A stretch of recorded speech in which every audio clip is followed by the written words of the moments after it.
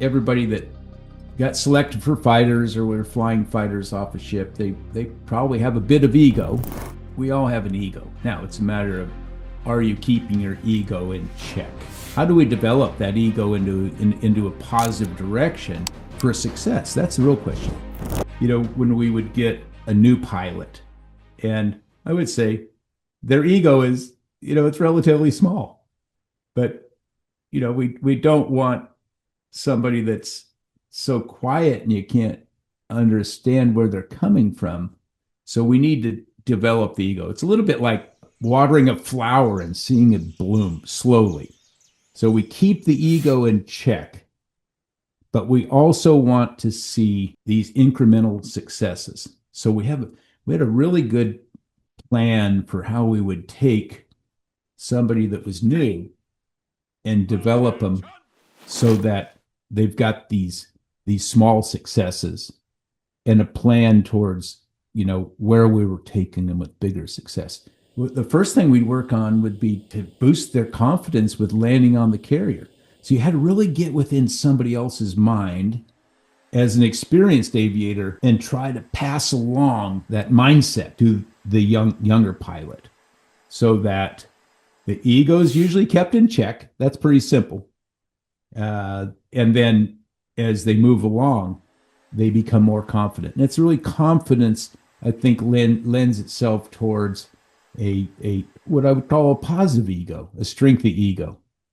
But we'd always take that, there's got to be a little humility in there too. So there's a whole process to it of instilling confidence is really what it is, as opposed to too much ego.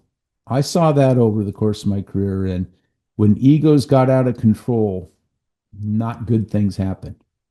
It was that famous line, your ego or your mind is writing checks that your body can't cash. And there's something about these aircraft, they've got tremendous power, but it's got to be kept in check. It's a little bit like a wild horse. You're going to get thrown off if you don't know what you're doing and have some incremental approach to breaking it.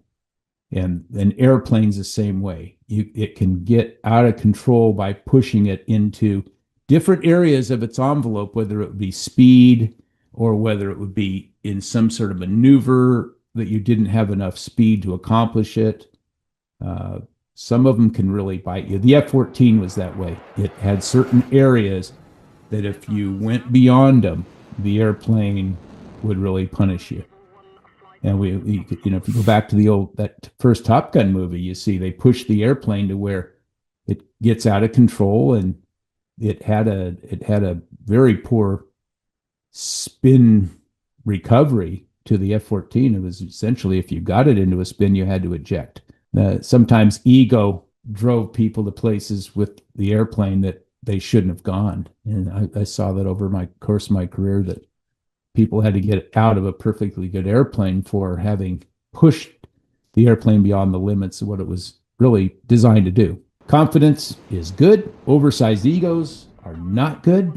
And we would want to squash that, not to beat down their ego, but we all need self-esteem. I think ego's got sort of a negative connotation as opposed to self-esteem and integrity and trust. All those are key elements of operating these very high performance aircraft in an effective way. Keep the egos in check is what we always say. Check your ego at the door and come in with a little humility, ready to learn, ready to grow. Expand. Your envelope might be small. The airplane's is out here and yours is in here. So we keep moving that outward so that individual becomes more and more effective in accomplishing the mission. So it's a process. Everybody's a little bit different. So it takes a little different approach to develop in that sense of confidence and skill set that's required for flying an F-18 off of a carrier. After an exciting career in naval aviation and another flying career that's been just as long behind it, is to have gratitude. Gratitude in a sense of being glad to be here. Glad to be here has a deep meaning to me. When you have close calls with death, which I did when I was ejected from an airplane that I didn't even know I was going to be ejected from. And that absolutely devastating, overwhelming sense that you're drowning, that you're on the verge of death. Every day that I wake up is another day that God has gifted me, and that I was spared, in that I found a lifeline to pull myself up to safety. And that was a lifeline that was extended to me more than one time over the course of a flying career, because there's over 50 years and 18 or 19,000 hours. There's a lot of exposure to near-death situations. So it's that gratitude, it's that gratefulness of another day to go up and see that beautiful silver-lined cloud, as the sun goes behind it, and really have a deep and meaningful appreciation for it, because for the grace of God, I wasn't killed on certain occasions. Somebody else didn't hit me at the last second, that the airplane didn't catch on fire and stay on fire after shutting it down. I was able to handle a catapult shot where the engine failed on the catapult, and I was able to fly that F-14 away, even though one of the engines had failed. So again, it's some of it's preparation and being ready for the moment. Some of it's blind luck. It wasn't your day to go away that day, but just the gratitude for every day that's been granted to me after all of what I've seen and done, and the excitement.